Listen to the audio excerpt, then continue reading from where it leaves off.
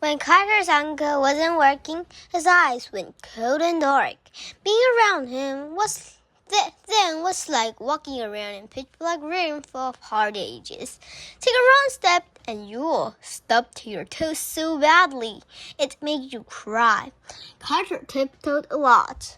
Step right up, ladies and gents, Uncle Sly called from the alley. I've got a game that I long your toes socks off.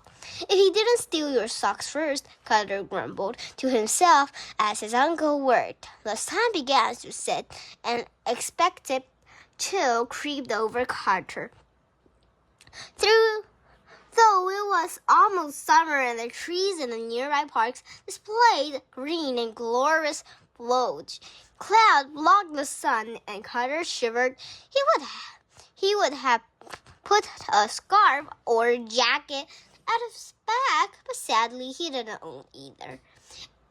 Since he had to keep a watch anyway, Carter studied his uncle's hand movements. Uncle Sly had fast hands, though Carter knew his own were faster, and his preferred method of connecting people out of their money was something called the shell game. Employed 3 nutshells turned upside down on the table. Uncle Sly would place a dry pea on the table before hiding it under all of the shells. Then he'd ask the game contestants about. When Uncle Sly stopped, the player guessed which shell had pea. That looks easy, said another passerby. I'll give it a go. Most excellent, sir. Uncle Sly placed the pea on the table, covering it with a shell, then placed another 2 shells on either side. Place your bet first. That's right. Set your dollars on the table. Now keep your eyes on the shell with the pea. He moved his shells around the table, mixing them up. The passerby's eyes were locked on the shell he thought had the pea. Okay, pick the shell. Good sir, Uncle. Pick a shell, good sir, Uncle Sly said to the passerby. It's this one, he said. I know it's it. I didn't take my eyes off it. Interesting choice, Uncle Sly smiled. He held his breath before revolved. Carter shook his head. The players were never right. Not unless Uncle Sly wanted them to be. This was because he had the pea strapped behind the crook of his fingers. It was all sleight of hand magician's skill. That means using your hand quickly to move objects without anyone noticing. Carter knew sleight of hands to be very useful skill for any magician. Most magicians would use it to pull a coin from an ear or plant a card in someone's pocket, all to earn smiles. His uncle didn't use it to make people happy.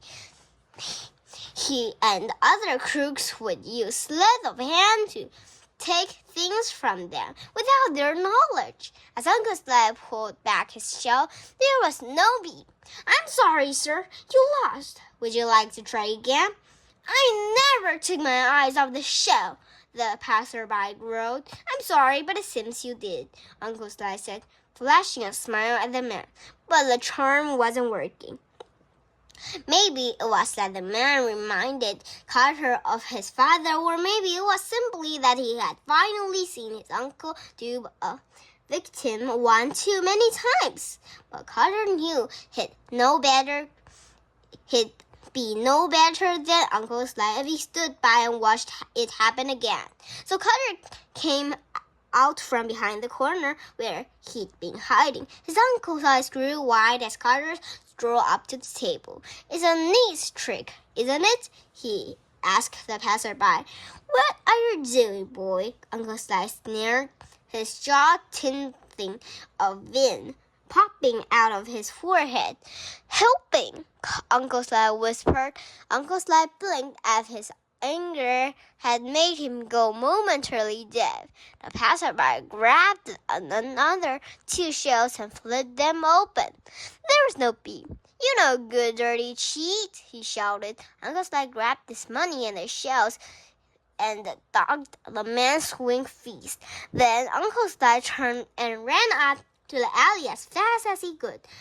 Carter took off down the street in the opposite direction. His satchel bounced against his side. Behind them, the man shouted, "Police! That man is a thief! Someone get him!" This wasn't the first time Carter had to outrun the law, but it was the part he had most. He hadn't done anything wrong, at least not to the passerby yet. If he were caught, he would still be guilty by association, so he ran. One day soon, he thought, "I'm going to stop running. Maybe not today, maybe not tomorrow, but soon. I'm going to stop running, settle down, and live somewhere safe."